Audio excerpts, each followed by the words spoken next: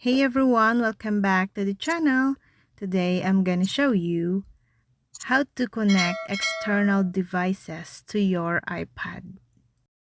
Before we start, make sure you navigate to Settings, tap on General, and System Update, and check whether you can update your iPad.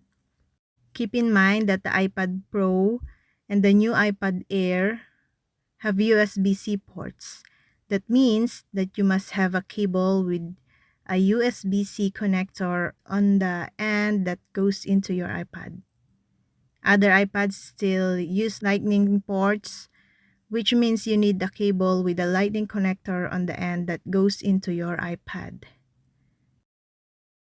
Once you prepare everything, the rest of this process is straightforward.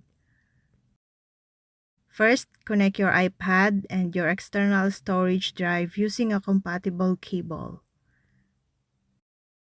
Open the Files app if you don't see the app sidebar. On the left side, tap on the sidebar icon in the top left corner.